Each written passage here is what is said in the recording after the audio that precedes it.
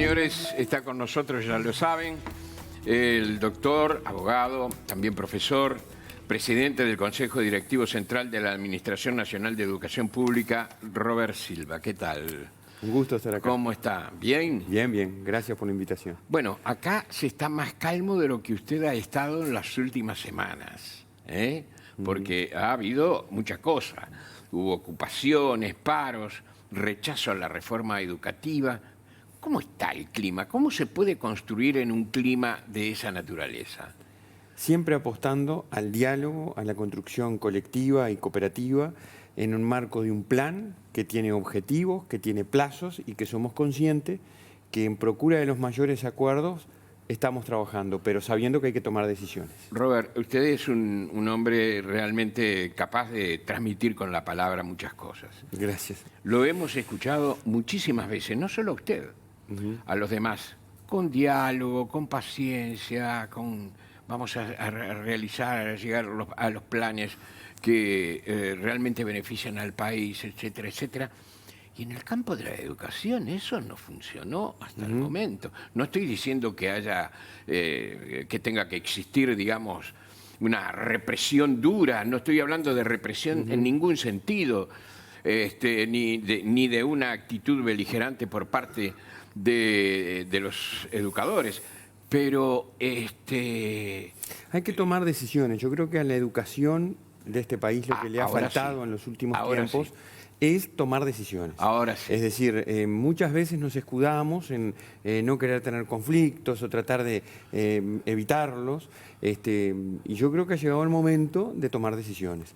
Nosotros tuvimos 2 años de fuerte impacto de la pandemia, en donde en definitiva se vio afectado nuestro plan de acción. Igualmente logramos hacer muchas cosas, creo que estamos iniciando ese proceso de transformación educativa, pero como lo decimos, queremos poner pie en el acelerador en el año 2022, porque el país no puede darse el lujo de que pase otro periodo de gobierno y no se inicie y concrete cuestiones fundamentales que impacten en la vida de las personas, de aquellos que van a los centros educativos. ¿Qué está impidiendo concretar eso? Bueno, es multicausal, ¿verdad? El fenómeno educativo que hoy por hoy el país tiene varias situaciones o circunstancias que lo afectan. Creo que nosotros tenemos algunas cuestiones significativamente importantes que no hemos logrado atender. Una de ellas es la estructura de nuestro sistema educativo, es decir, qué se enseña, para qué se enseña y cómo se enseña, y en definitiva se logra aprendizaje, con foco en los aprendizajes. Tenemos un fuerte problema en la formación inicial de nuestros docentes, nuestras maestras, nuestros profesores, su carrera, su desarrollo profesional, una carrera exclusivamente basada o principalmente basada en la antigüedad.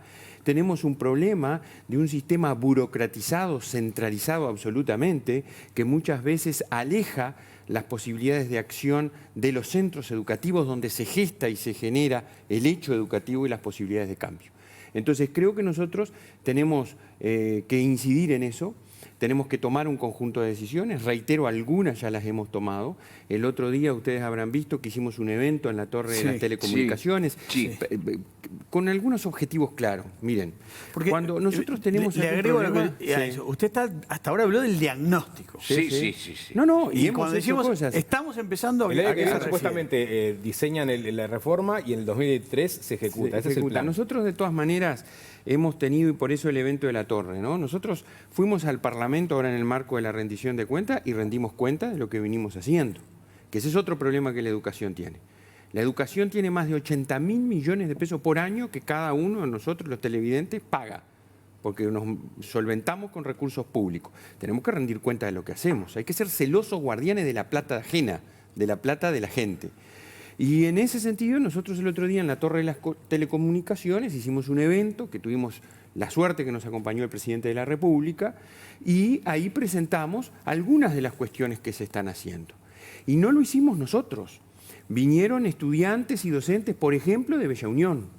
Viajaron más de 600 kilómetros con lluvia y tormenta aguda para venir y presentar lo que se está haciendo en el Centro María Espínola de allá, que es una transformación en la matriz de la educación secundaria y de la UTU. del ciclo básico, de eso que pasa y que nos debe llamar a la reflexión, que entre otras cosas, lo que está pasando en primero, segundo, tercero de liceo, para entendernos, ¿no? O de UTU, que hace que a los 16 años el 15% de nuestros chiquilines ya estén afuera del sistema educativo y a los 19 eso sube al 42%. Entonces, hay que empezar a tomar algunas cuestiones que afecten y que impacten en esa situación. ¿Y qué está haciendo ese María centro? Espínola. Ese centro. Los centros María Espínola, que nosotros logramos en el 2021 abrir 12 centros, que son comunidades educativas que tenían determinadas realidades sociales y educativas, ¿verdad? De aprendizajes, de logros. Está haciendo cuestiones tan importantes como permanencia de los docentes efectivos por 3 años, fuerte profesionalización de los docentes con instancias de formación de 120 horas, profesionalización de los equipos directivos, nuevas figuras que coordinan el aprendizaje para que las asignaturas no estén dispersas y distribuidas sin diálogo y sin relación, 3 comidas diarias, desayuno, almuerzo y merienda, acompañamiento, actividades recreativas, fuerte componente tecnológico, que impacten una cosa que el sistema educativo tiene un problema. Cuando ustedes averiguan por qué... Bueno, a ver, tiene un grave problema, tiene muchos, pero tiene un problema que yo creo que es, digamos, la razón de ser del sistema educativo. Nosotros tenemos que enamorar, yo siempre lo digo así, a nuestros estudiantes. Y no lo estamos logrando. Nosotros, cuando analizamos por qué nuestros estudiantes, ese 42% que a los 19 años se fue, el 60% en ese entorno, en la encuesta de jóvenes, en la encuesta continua de hogares, dice que lo hace porque no encontró en la educación lo que fue a buscar. Y porque además hay estudios que nos dicen que muchas veces no hay diferencia entre culminar y no culminar los ciclos educativos, cuando de inserción social se trata. Entonces, esas cosas son las que nosotros nos llevan a analizar que tenemos que hacer un fuerte análisis del sistema educativo. Poner las modalidades educativas María Espínola, que va a tener que tener otro complemento, que es el cambio, para hablar sencillo y entendernos, del cambio de planes y de programas. ¿Hay algún modelo? A ver, porque esas cosas se están pasando en el mundo. Los otros días leí que en Alemania el 30% de los estudiantes de lo que vendría a ser secundaria aquí en nuestro país creía que Hitler era un personaje de historieta. 30% de alemanes. ¿Usted no lo cree? Yo no lo creía tampoco cuando lo leí. Realmente me impactó. Es una Alemania. En Estados Unidos, permanentemente se está hablando en Estados Unidos de la necesidad de renovar totalmente la educación en ese país. Totalmente. Y nosotros aquí, fíjense que nuestros programas y planes, yo el otro día lo decía, nuestro plan de ciclo básico es primo hermano de un plan del 40 y pico. El de bachillerato fue ideado por la dictadura en 1976. Entonces son cosas que nosotros nos tienen que llevar. Pero además, hoy por hoy, yo lo decía el otro día, ¿no? La realidad ha cambiado. A veces dicen, no, pero yo en mi época estudiaba porque mis padres... Es cierto, han cambiado la matriz familiar, ha cambiado la realidad social de muchos contextos, pero también ha cambiado el mundo. Antes, el sistema educativo, yo iba a encontrar en la escuela o en el liceo, iba a encontrar las cosas que me motivaban o me daban herramientas para una inserción social, lo que no estaba en la sociedad que yo vivía, que yo cohabitaba. Hoy por hoy no es así. Hoy están fuera muchas cosas que motivan a los estudiantes y muchas veces el centro educativo las rechaza. Dice, eso acá no, con celular acá adentro no, con X cosa acá no, acá seguimos como lo se aprendió antes. Bueno, en las formas de enseñar y las formas de aprender de docentes y de estudiantes han cambiado. Y nosotros eso tenemos que hacerlo. Y eso se hace cambiando la formación, dando formación específica a maestros, a profesores, cambiando el muy mal plan que tenemos de formación del 2008, que estamos resueltos a hacerlo, e ir por el título universitario, entre otras acciones. Sí, hay tanta cosa para contarle.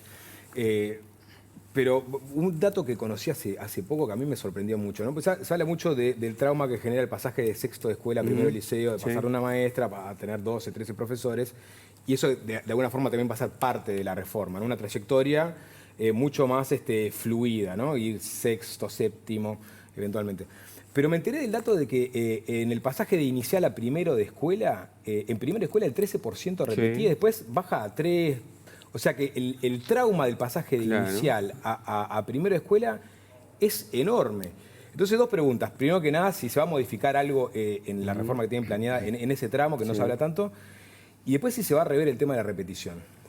Sí, a ver. Acá hay dos cosas. Eso que tú decís es así. Cuando pasás de inicial a primaria, primero de escuela, fracaso. El mayor índice de repetición ha venido bajando, pero el más grande en primero de escuela. El más grande en el ciclo básico es en primero de liceo, primero de UTU, cuando pasan de sexto de escuela a primero. Y en el bachillerato es en cuarto de liceo, cuando pasan del ciclo básico a cuarto. ¿Por qué? Porque hay un sistema fragmentado que no dialoga, en donde la lógica de evaluación, de enseñanza, todo cambia según el ciclo educativo de que se trate. Eso nosotros lo queremos cambiar, estamos trabajando y vamos a seguir trabajando en diálogo, reitero, miren, todos esos relatos que se escuchan, porque miren, un poquito en esto de transformaciones educativas hemos estudiado y hemos visto y estamos con gente. Bueno, usted estuvo con Rama, estábamos hablando fuera de micrófono. Sobre la reforma de Rama. Yo trabajé, ¿sabe lo que es el choque de estas cosas? El gusto de trabajar con Germán Rama, del cual aprendí muchísimo y el Uruguay le debe mucho, porque fue la última gran transformación integral que esta educación tuvo. Y creo que hay que aprender de esa reforma educativa. Con mucha resistencia. Con mucha, lo que se hizo bien, lo que se hizo más o menos y lo que se hizo mal. Pero sí lo haciendo porque a ver, me interesa lo qué van a hacer concretamente con lo que tú esas planteas, cifras, ¿no? creo que es muy importante trabajar en ese tema, porque nosotros tenemos una grave situación en primaria. Solo se habla de secundaria, ¿verdad? Y primaria, miren lo que nos mostró la UNESCO del 2019, que el otro día nos cacheteó con los resultados. En el 2019, antes de la pandemia, estamos planchados y en descenso, en tercero y en sexto, en matemática y en lengua de educación primaria. Sí. Eso habla de un país que invirtió mucha plata, que desarrolló muchas estrategias y las estrategias no funcionaron. Esa es la verdad. Hay cada vez más niños que saben menos en el Uruguay y algo hay que hacer. Una de las cuestiones es impactar en los ciclos educativos. ¿Y cómo tenemos que impactar? Hablando liso y llano, no quiere decir que esto vaya a ser así, pero es lo que han hecho algunos países y en el Uruguay en algunas escuelas se hace. Ejemplo, que la promoción, la evaluación, la repetición no sea anual, que no necesariamente los niños tienen el desarrollo cognitivo necesario en un año, en primero. Entonces, por ejemplo, que la evaluación sea en segundo y haya un trayecto continuo entre primero y segundo, a veces hasta acompañado por la docente, por la maestra. O que las evaluaciones sean por ciclo, que en un marco de progresiones de aprendizajes que permitan anticiparse al problema. Porque ¿cuál es el problema en el Uruguay que tenemos? En octubre o en noviembre o ya avanzado, y ya este chiquilín no tuvo las estrategias, tiene que repetir. Y la repetición es un masazo porque es un predictor de fracaso. Hay un estudio de las pruebas PISA del año 2009. De cada 100 estudiantes que tenían alguna experiencia de repetición a los 15 años, a los 3 años solo 6 habían culminado la educación media superior, el bachillerato.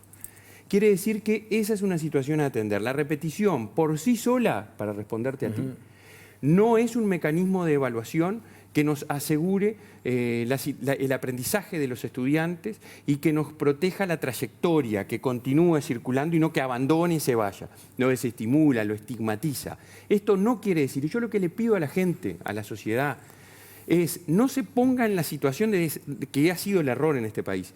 Repetición sí, repetición no. Libertinaje, pasa a todo el mundo. No es así. Pero lo que plantea Silva entonces es quizás en primero no ser tan rígido. Yo voy, a mí si vos me preguntás a mí, yo voy por ciclo. Creo que hay varias experiencias en el mundo que demuestran que la evaluación por ciclo educativo, esto es primero a tercero de escuela, por ejemplo, con acompañamiento, con tutorías como hemos implementado, con estrategias... si el alumno en tercero de escuela no logró las competencias que se esperaba. No logró las competencias, tendrá que ¿Cómo sería? No, porque esto es todo parte de lo que hay que instrumentar. No, claro, lógicamente el estudiante que llegue hasta tercer año tendrá que, y no logró las competencias, podrá mantenerse en un nivel específico que puede corresponder a ese grado o no. Hay escuelas aquí que ya están trabajando más allá de los grados y creo que es otra cosa que tenemos que discutir. Trabajar por áreas, es decir, hay experiencia de áreas integradas en la educación primaria, en donde hay maestras que se especializan en ciencias naturales, en ciencias sociales, en la matemática, en los lenguajes. Entonces, esas son las cosas, tenemos que ser disruptivos. Miren, Einstein decía, si seguimos haciendo lo mismo vamos a tener los mismos resultados. Claro. Tenemos que cambiar, no podemos seguir haciendo lo mismo. Y este país, la gente, tiene que darse cuenta que necesitamos el apoyo de todos. Si nosotros permitimos muchas veces que a través de difundir el miedo, el temor, porque todo proceso de cambio trae incertidumbre, y si yo la incentivo o determinados grupos o determinados colectivos siguen haciendo lo que muchas veces han hecho, vamos a seguir con el país estancado. Y el llamado que desde la ANEP estamos haciendo es, tengamos una actitud de apertura para dialogar, para procurar ver lo que pasa en el mundo y se está haciendo, para encontrar soluciones a los problemas graves que en la educación tenemos. Y que eso, y con esto redondeo, fue lo primero que quisimos hacer.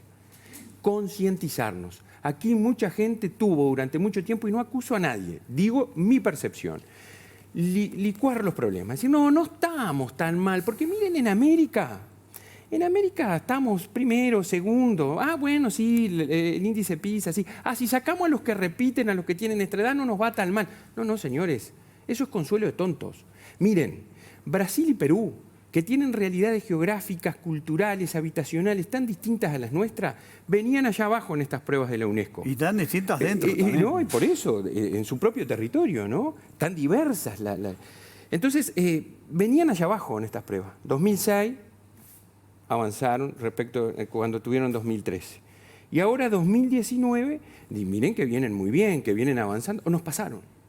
Brasil y Perú están mejor que Uruguay. Hay necesidad de cambio y todos los actores tienen que estar alineados, pero igual hay actitudes que quizás no el gobierno es mano en esto de la reforma, sí, y los legisladores de gobierno también son mano. Y hay, yo creo, actitudes que no ayudan a ese diálogo. Y pongo el caso de Graciela Bianchi, que hizo un pedido de informes sobre la actuación de la dirigente de AFUTU, Mabel Mayo. ¿Qué piensas sobre ese episodio en particular?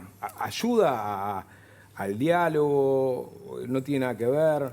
¿Qué posición tiene Silva? Yo creo que nosotros, desde el gobierno, tenemos una responsabilidad muy importante, que es tratar de generar los ámbitos de diálogo y de acuerdo que nos permitan avanzar y concretar la transformación educativa. Creo que también tiene que haber responsabilidad de todos los actores, de encontrar ese clima de acuerdo y de que no existan discursos o actitudes que incendien, como decimos vulgarmente, la pradera. En el caso del pedido de informes de Graciela Bianchi, yo como presidente del Consejo y el CODICEN, lo resolverá en su momento, lo va a tomar como un pedido de informes, va a la de que tenemos muchísimos de senadores y diputados, irá a las reparticiones técnicas correspondientes, la que lo analizarán y contestaremos en lo pertinente. Nosotros tenemos obligación de contestar. Si no corresponde contestar algo, o si alguna cuestión está fuera de situación o de posibilidad de dar respuesta, nos lo dirán las reparticiones técnicas. Yo en esto quiero... ¿Pero no le parece que rompe de alguna forma el diálogo tan necesario? No, yo creo que eso se hace en el marco del Poder Legislativo. El diálogo lo tenemos que tener todos. Nosotros estamos convocando a todos. De hecho, acabo de firmar las notas pidiendo que nos reciban todos los órganos de conducción de los partidos políticos, porque creo que hay que mezclar y generar un ámbito de diálogo y de acuerdo. Creo que eso es en el ámbito parlamentario, los parlamentarios se pronunciarán, el Senado de la República, y nosotros en la ANEP hacemos lo que tenemos que hacer. ¿No cree que hay persecución sindical en ese caso? No. A mí nos han acusado a nosotros persecución sindical. Han dicho que nosotros tenemos persecución, hacemos, y yo les digo francamente, no me consta en la órbita de la ANEP, soy defensor de la actividad de los sindicatos, haciendo y diciendo lo que siempre digo en las mesas como esta donde nos reunimos. Cada uno tiene que tener conciencia de la responsabilidad y la competencia que tiene. Tú en tu lugar, yo en mi lugar. Dialogamos y luego las decisiones las toma quien las tiene que tomar. Usted ha hablado varias veces de diálogo, la necesidad de conversar, de negociar. Y un actor fundamental son los gremios. ¿Qué pasa con los gremios? En la reforma de Rama fueron muy duros. Cuando el Frente trató de cambiar y hablar del ADN, los responsables de la reforma se fueron directamente. Están trabajando ahora, Uruguay 21, en distintos lados. ¿Qué pasa con los gremios? O sea, ¿cuál es, piensa usted, cuál va a ser la reacción de los gremios frente a esto? ¿Van a responder? ¿Va a haber diálogo? ¿Hay diálogo? ¿Hay críticas? Hay críticas, hay diálogo, hay situaciones diferentes, hay diálogo en la medida de las posibilidades y de que ello, nosotros lo tratamos de fomentar, de que ello sea posible, lo tratamos de fomentar permanentemente, somos respetuosos, pero celosos guardianes de nuestras competencias. Y eso creo que tiene que quedar claro. Yo siempre digo, el que tiene la responsabilidad de transformar la educación es el que gobierna. Y ahora nos toca estar a nosotros. O sea que yo lo digo públicamente, asumimos la responsabilidad de transformar la educación del país. ¿Se hará con o sin los sindicatos? Vamos a tratar de que sea con acuerdo de las ATD, de los sindicatos, de la sociedad. Pero ustedes saben que en esta cosa tan compleja como es la educación y la necesidad de cambio, siempre va a haber alguien que no va a estar de acuerdo. Entonces vamos a administrar de la mejor manera posible nuestras diferencias, sabiendo que vamos a tener situaciones complejas a atender. Otro tema que me llamó la atención han sido manifestaciones suyas a propósito de su preocupación por la violencia y la discriminación en ámbitos educativos. ¿Ha ido creciendo eso? Eso que comenzó hace unos 10 años aproximadamente, cuando nos enteramos que estaban ocurriendo algunas cosas en algunas escuelas, que los docentes se encontraban inseguros incluso, que había agresiones contra los docentes también. Es decir, por ejemplo, en el caso de la escuela fue para nosotros un lugar amigable, acogedor, que nos protegía, en donde nos dejaban nuestros padres o íbamos nosotros personalmente, solos con otros compañeros, y estábamos en un sitio totalmente diferente al que parece existir hoy. ¿Qué está pasando en materia de violencia? ¿Qué está pasando en materia de discriminación? Acá lo mismo que dije hace un rato, ¿no? La sociedad ha cambiado.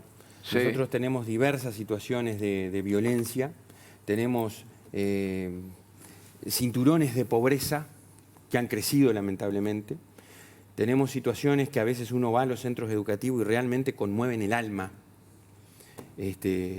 Y creo que la educación a veces se ve enfrentada a situaciones que primero no puede aislarse, porque es parte de la sociedad que tiene problemas, sí. Y en segundo lugar, muchas veces nuestros docentes no cuentan con los recursos para poder atender esos problemas.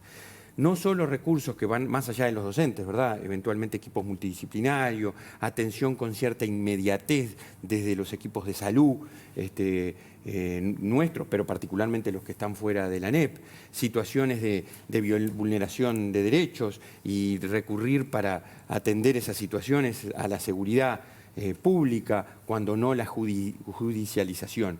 Pero también nosotros tenemos situaciones propias del sistema educativo que nosotros queremos y estamos empezando a atender, y lo vamos a hacer fuertemente a partir del año que viene, que es de formación de nuestros equipos profesionales. Usted ha hablado de normas de convivencia. También estamos... ¿Cuáles serían esas normas? Las normas de convivencia tienen una premisa fundamental. Nosotros tenemos algunos protocolos aprobados, pero creemos que hay que avanzar hacia la lógica de que las normas de convivencia sean dadas por la propia comunidad educativa a partir de lineamientos generales que se establecen. Nosotros creemos fundamental y está estudiado el tema, que a partir de cuando los propios actores intervienen en la fijación de esas normas, de esos protocolos o de esas guías de convivencia, en los centros educativos se puede trabajar. Nosotros tenemos una dirección de derechos humanos que en coordinación con los distintos estamentos de primaria, secundaria y UTU está avanzando, y creo que tenemos que participar, ¿no?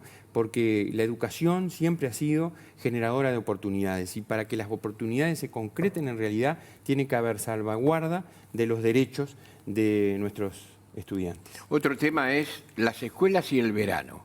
Sí. ¿En qué estamos ahí? ¿En qué sentido? ¿En que vamos a tener escuelas de verano? Exactamente. Algunas escuelas. Estamos, ¿no? Sí, 134. 134. ¿De un total de cuánto? Nosotros tenemos urbanas en torno de 900, algo más de 900. Perfecto. Después tenemos 1040 rurales que nunca han tenido verano educativo, ¿no? Sí. Porque además son escuelas muy pequeñas, más de 600 tienen menos de 5 estudiantes, 5 o menos. Entonces tenemos una realidad en 134 escuelas, esperamos tener más de 10.000 niños, incentivar a las familias a que manden a los niños al verano educativo. Las escuelas de verano además tienen una particularidad, no solo en lo lúdico recreativo, sino que también en los aprendizajes, en contextos de vulneración importantes. Yo recuerdo mi madre siempre trabajó, porque esto es una política de Estado que viene desde los 90, el gobierno de la calle Padre que se estableció. Mi madre en Tacuarembó trabajaba en los veranos educativos y siempre me decía, muchos de mis niños que van a las escuelas de verano tienen las vacaciones que nunca habían podido tener si no fuera así, pues llevaban a piscina, los llevaban a actividades deportivas, y en este caso nosotros le hemos puesto un componente también en los aprendizajes.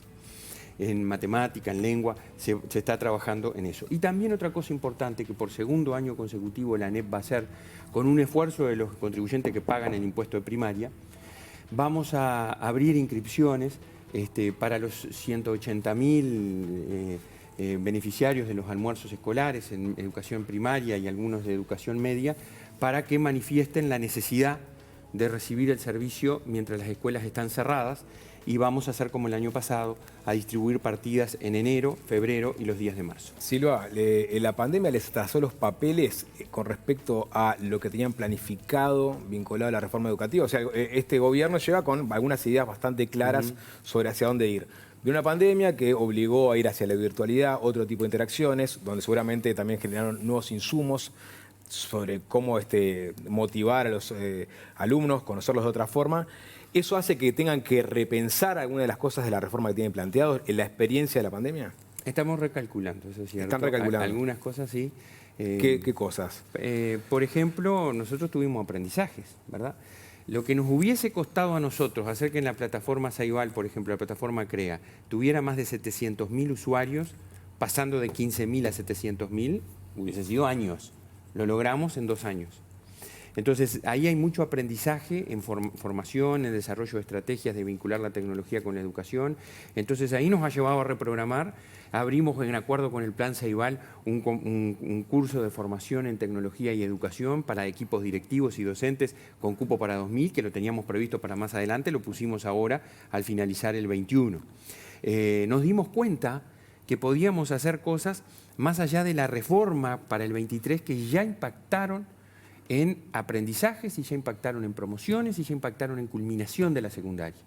Cambiamos la evaluación y pusimos otros criterios de evaluación, pusimos más periodos de evaluación, pusimos, para entendernos, lo que llamamos el periodo de repechaje, ¿no? Que eso fue una cosa diferente. Y a veces es cierto, los docentes se molestaron y nos dijeron, bueno, pero vamos trabajando casi hasta la Navidad. La vieja tenemos que comenzar. En una época existía la recuperación. En mi época existía la recuperación. Nosotros le hemos puesto, no tiene ese nombre, se lo pongo yo para hacer entender, ¿no?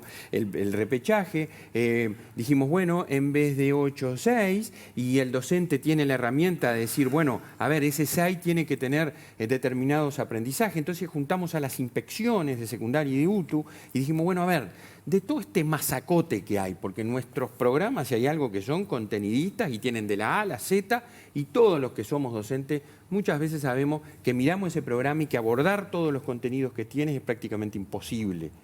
Entonces, les dijimos, bueno, a ver, prioricen. ¿Qué son aquellos aprendizajes fundamentales que en las distintas áreas del saber o sectores tienen que tener los estudiantes? Las inspecciones priorizaron, sirvieron como guía a los docentes. Pusimos tutorías. Por primera vez, la UTU tiene tutorías específicas en las escuelas que lo requieren en el marco de proyectos. Cambiamos el criterio de asignación de tutorías, pusimos tutorías 24.000 horas en educación primaria, en los sectores de mayor vulnerabilidad. Aprendimos que podemos hacer cosas sin hacer grandes transformaciones que impactan. En un año y de pandemia aumentamos del 50% del 2020 al 2021, del 50% al 57% la cantidad de estudiantes que culminaron la secundaria. 7 puntos en este país que ha avanzado tan lento es muchísimo. ¿Se lo adjudica a la virtualidad? Yo se lo adjudico a un trabajo comprometido de los docentes. ¿Pero la virtualidad cuánto peso tiene? A la tiene? virtualidad se lo adjudico al cambio en las reglas de evaluación, le adjudico a los acompañamientos, a las tutorías, a muchas cosas que se hizo en forma colaborativa, y por eso siempre no me canso de agradecer a la enorme mayoría de los docentes y de los funcionarios y de las familias y de los estudiantes que en trabajo coordinado logramos lo que logramos. Redondeo, pero siempre me gusta decirlo. Miren, el otro día estaba en este seminario de UNESCO que presentaba estos resultados. ¿Saben cuál es la mayor ambición de los países, de la enorme mayoría de los países en América? Volver a la presencialidad en el 22. Y nosotros en Uruguay, ¿cómo estamos? Estamos con situaciones difíciles, pasamos complejidades, pero estamos en una situación de prácticamente normalidad en cuanto a la presencialidad. Silva, seguramente nos vamos a encontrar en una próxima. Gracias por acompañarnos y tal vez no nos veamos antes de fin de año. Por lo tanto, que sea un buen año para ustedes. Bueno, ojalá y que juntemos muchas fuerzas, aunemos esfuerzos entre todos para lograr transformar la educación a partir del 2022. Que sea un buen año para todos. Muchas gracias igualmente. ¿Hacemos la pausa?